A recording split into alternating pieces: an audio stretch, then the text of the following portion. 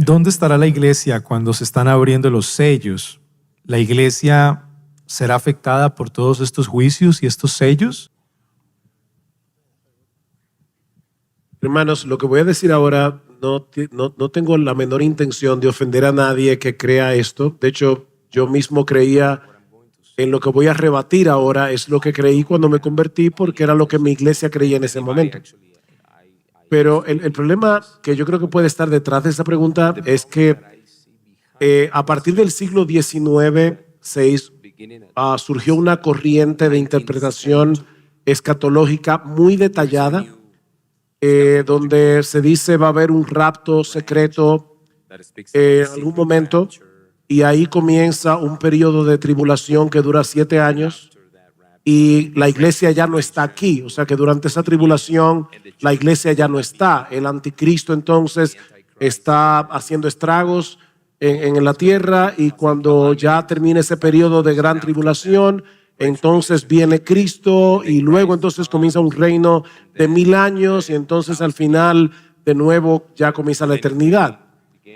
El problema con ese esquema es que no toma en cuenta algunos detalles que aparecen en las Escrituras. Por ejemplo, nuestro hermano Sam Waldron decía esta mañana que es evidente por el Nuevo Testamento que la venida de Cristo no es secreta. Todas las veces que se habla de la venida de Cristo en el Nuevo Testamento es una segunda venida pública, y no se habla de más de una segunda venida. O sea, Cristo viene una vez y ya. Como hay una sola resurrección y hay un solo juicio final. Escribiendo a los tesalonicenses en la segunda carta, Pablo les dice: pero con respecto a la venida de nuestro Señor Jesucristo y nuestra reunión con Él. O sea, noten que Pablo está conectando allí lo que podríamos llamar el arrebatamiento de la iglesia con su segunda venida. Os rogamos, hermanos, que no os dejéis mover fácilmente de vuestro modo de pensar, ni os conturbéis ni por espíritu, ni por palabra, ni por carta, como si fuera nuestra, en el sentido de que el día del Señor está cerca. Nadie os engañe en ninguna manera, porque no vendrá. ¿Quién no vendrá? Está diciendo con respecto a la venida de nuestro Señor Jesucristo. Y ahora Pablo dice: nadie os engañe en ninguna manera, porque no vendrá sin que antes venga la apostasía y se manifieste el hombre de pecado, el hijo de perdición, al cual Cristo matará con el espíritu de su boca, o sea, con la palabra, en su venida, dice más adelante.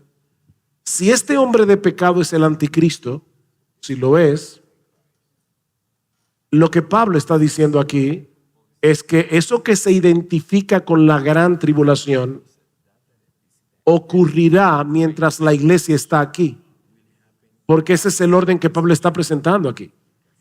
O sea, no se preocupen, nosotros vamos a ser sacados de aquí cuando las cosas se pongan bien feas. No, la iglesia de Cristo durante 20 siglos ha sufrido persecución. ¿Por qué nosotros seremos los únicos que no vamos a padecer? Pero pastor, la Biblia dice en Apocalipsis 3 que Él nos guardará de la hora de la prueba que ha de venir sobre el mundo entero.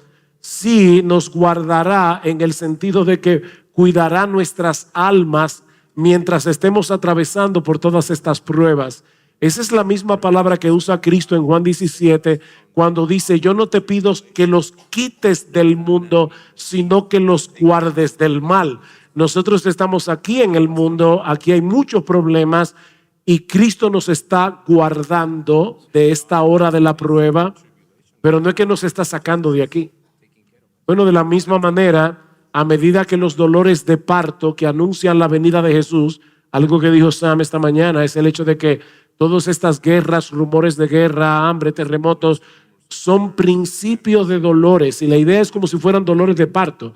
A medida que se acerque la venida del Señor, es probable, así como ustedes madres cuando dieron a luz, los dolores se hacían más seguidos y más duros.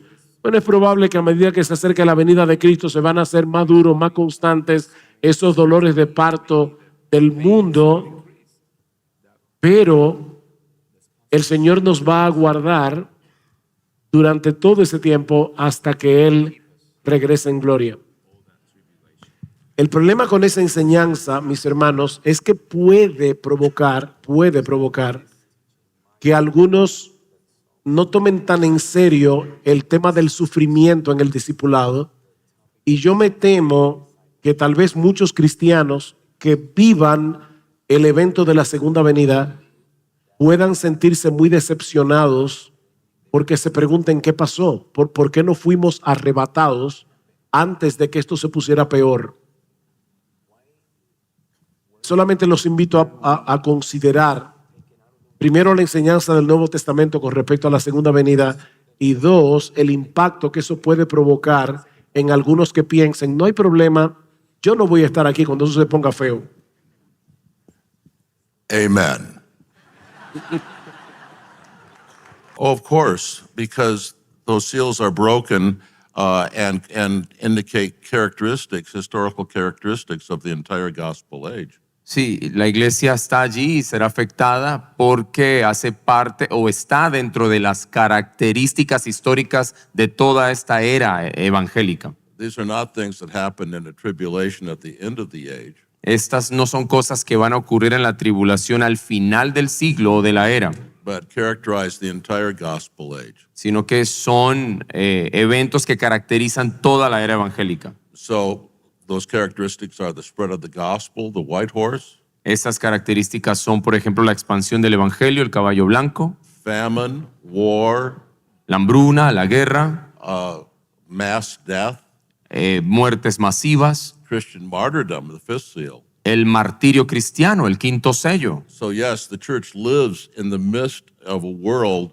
that is experiencing these kind of calamities. Así que ciertamente la iglesia vive en medio de un mundo que está experimentando todas estas calamidades. And yet, through all these calamities, No obstante, a través de todas ellas, Christ builds his church throughout the world. Cristo edifica su iglesia a nivel mundial. And in spite of these calamities, the church is built. Y a pesar de estas calamidades, la iglesia es edificada. And we must put our hope in the Christ who is using all these things to accomplish the great end of world redemption.